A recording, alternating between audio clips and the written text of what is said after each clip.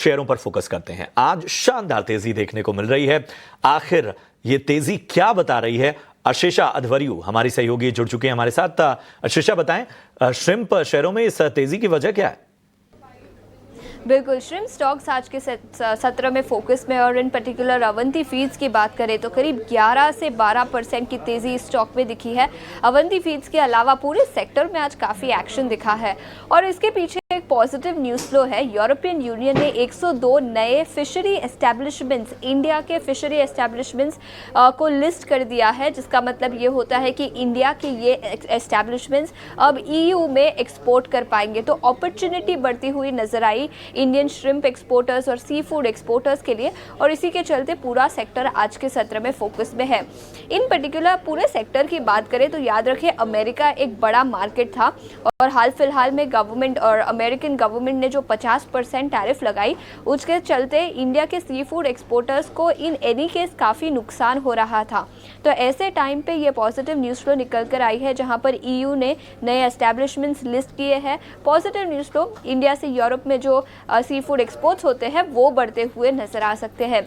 इन particular Avanti feeds की बात करें तो करीब 13% रेवेन्यू उनका एशिया से आता है, 17% EU से आता है और बैलेंस 70% उनका नॉर्थ अमेरिका रीजन से आता है। अब पॉजिटिव खबर निकल कर आई है कि यूरोप में एक्सपोर्ट्स बढ़ाए जा सकते हैं और कंपनी ने ऑलरेडी कहा है कि जो 17% रेवेन्यू यूरोप से आता है ये शेयर बढ़ता हुआ नजर आएगा। तो पॉजिटिव खबर पूरे श्रिम्प सेक्टर के लिए। अवंती फीड्स का मार्केट कैप और जो सेल्स होता है EU में वो भी बढ़ता हुआ नजर आएगा, जिसके चलते 11 से 12% की तेजी स्टॉक में आज के सत्र में दिखी है। शुक्रिया करेंगे अशेषा इस विस्तृत जानकारी के लिए, तमाम पहलुओं को सामने रखने के लिए, और ज़रा एक बार राय भी इस पर ले लेते हैं। अगर गौरांग सर मैं आपके पास आऊँ, ये जो पूरा श्रिम्प सेक्टर है इसे कैसे देखते हैं? और तेज़ी के तमाम फैक्टर्स तो हमारी सहयोगी ने बताए, आपको लगता है ये आकर्षक बन रहा है ये सेक्टर हाल फिलहाल? देखिए, पहले तो हाँ, अशेषा ने जो भी जानकारी दी है उसमें कुछ जोड़ना अगर मैं चाहूँ तो मेरे ख्याल से जो यूरोपियन यूनियन के साथ हमारी ट्रेड डील जिसकी बात आपने कार्यक्रम के शुरुआत में भी की, अगर ये हो जाता है, यूके के साथ हमारी फ्री ट्रेड एग्रीमेंट हो गई है, और अगर जल्द तारीख तक अमेरिका में भी अगर हमारी सहमति बन जाती है टैरिफ ट्रेड एग्रीमेंट को लेकर के, तो ये बहुत ही प्रोत्साहन वाली बात होगी। अवंती फीड्स जैसी कंपनी जो कि एक्वाकल्चर जिसे हम कहते हैं, प्रशांत भाई, उसमें कामकाज करती है।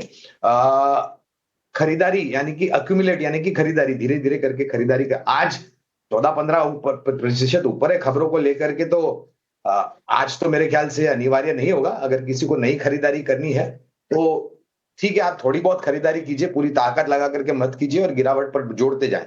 अगर किसी के पास है लंबी अवधि का नजरिया तो बने रहे। ठीक है, तो लंबी अवधि का अगर नजरिया है तो आपको बने रहने की यहाँ पर सलाह।